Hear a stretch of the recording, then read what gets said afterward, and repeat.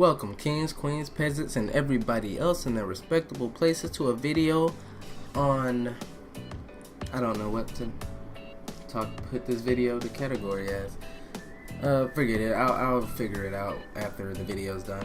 But, I just got through watching The Walking Dead. I previously just got through watching seasons 1 through 6. I've missed a couple episodes because I slept through some because I was watching it so much. I was feeding myself when I was full. I just had to keep watching, but I fell asleep through like, I think 8 episodes probably. But I never went back to them because I forgot which episode I was on, so I'll figure that out. I'll probably watch it again because the show is really good.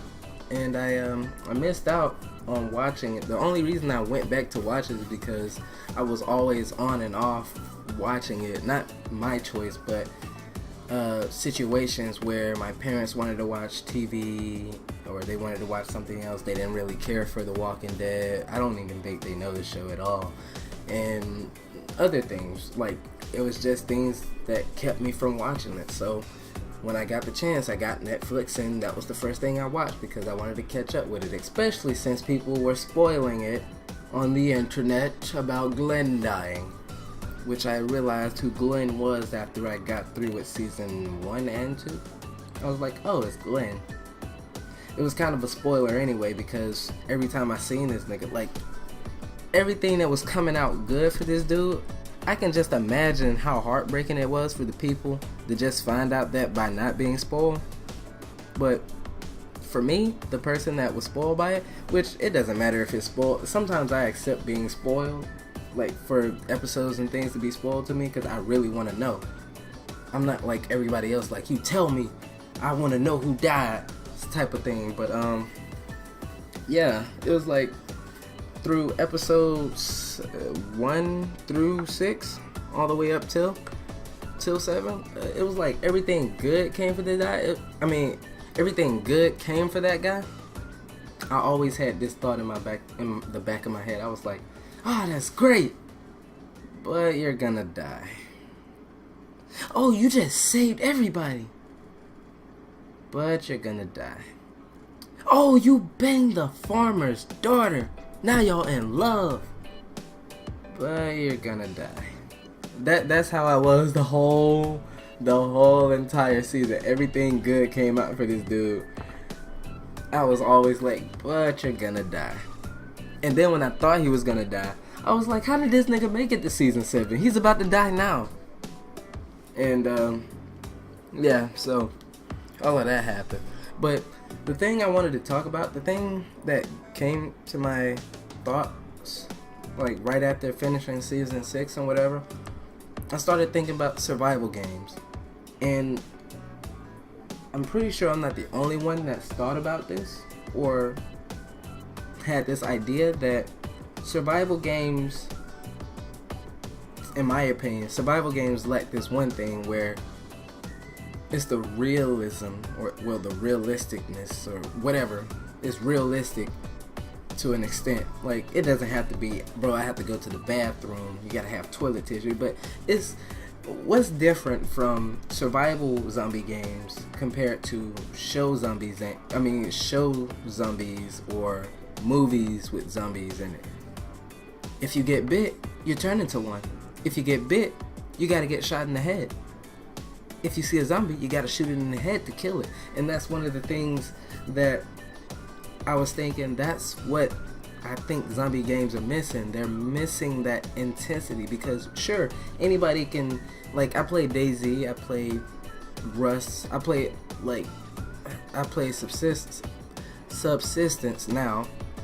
I played Rust, not that much because I don't like it, I guess, because of the KOS, like as soon as you're a fresh spawn and they spawn me as a white female, I'm black and I'm a male, and whatever that shenanigans is about. I play Miscreated, I play Lifeless, I play DayZ. So yeah, I play pretty the top few zombie games out here. And the thing that I've noticed is Where is that intensity, that fear of being in combat with zombies? Like as soon as you see a zombie in DayZ, all you have to do is turn around and like punch it in the face a few times and it's dead. You don't have to shoot it in the head, you don't have to smash its skull in, you don't have to do none of that. But like the same goes for Miscreated. Like, they're mutants, but they have a different story. Like, I still feel like you should be able to shoot them in the head and kill them, or they should be able to take a few shots to the head to kill them. That intensifies everything else. That makes surviving against people, as well as surviving against the mutants or the AI zombies or whatever, it makes it more intense. Now, like, if you're, let's say, in DayZ, everybody's KOSing, like, people shooting each other over the stupidest things. A friend of mine got shot over a shirt back in patch 50, I believe, patch 50, when hypothermia finally got added to the game. My friend got shot over a shirt. I'm not talking about that intense, I guess. I guess the other guy was about to get hypothermia, he got cold, and he shot my friend because he didn't give him the shirt. But I'm just saying, when you see a zombie in DayZ, you already know the routine. You're gonna either avoid getting aggroed by it, or you're gonna just take it out by hitting it in the head a few times with your hands, or just blazing it up with an AK that you got from the military base. But if you get hit by that zombie during combat, which most of the time when I'm using the X, I always for some reason get hit by a zombie, instead of you being hit, you should be bitten. Getting bit by a zombie and having the fear of where you're gonna either turn into a zombie, or you're gonna have to amputate your arm or your leg to stop the disease from spreading and causing you to turn into a zombie, it makes everything more intense. Now you have something to fear. You have the fear of, oh crap, if I get bit by that zombie, I'm gonna lose all of my gear that I worked hard for. Instead of being like, oh, if that player sees me, he's gonna kill me and take all of what I've worked so hard to accomplish. Now, few hours worth of your time compared to like a fresh spawn knocking you out. Now both of y'all are like in the same boat. He's gonna probably die trying to kill you, trying to get your gear, while you're trying to kill him. Y'all both are gonna get bit, y'all both are gonna die. So that makes people work more together. That what creates factions. What creates factions is what brought along, let's say, Lifeless. Lifeless has factions that you can be a part of. Now, I thought that, speaking of Lifeless actually made an update. I thought they were long gone. I thought the development team left, but no. Starting November the 14th, 2016, they updated the game, and I was like, whoa, these people are alive? Okay then. So I played the update. It's pretty decent. The screamers or whatever that were in the game, they're not as annoying. They don't scream like every few feet they get near you and whatever. So that was a good thing. And some other stuff. I'm gonna be actually keeping an eye on that game now, because the first few updates, that big update, it thought it brought some life to it. It went lifeless quick, and it's still lifeless now. I mean, it's nobody really playing it. Probably one person I keep seeing play it every now and then, and I'll get on. But I'll just get on just to check it out and stuff, just to be supportive of the game now. But yeah, so surviving against intense environment causes factions, and I ain't talking about none of that Rust where you spawn in and you're butt booty naked, and there's this guy with metal armor on, runs up to you and shoots you in the face. No, that pisses me off. I can't even play Rust because of that, to be honest.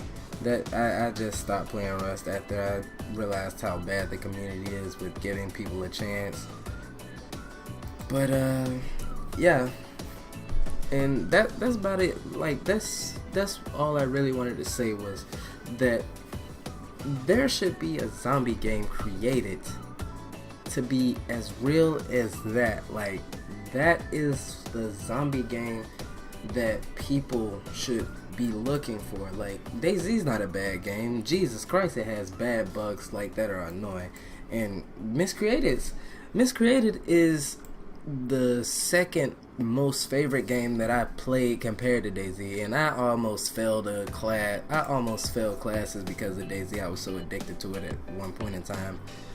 But Miscreated, it came through when I lost a love for DayZ.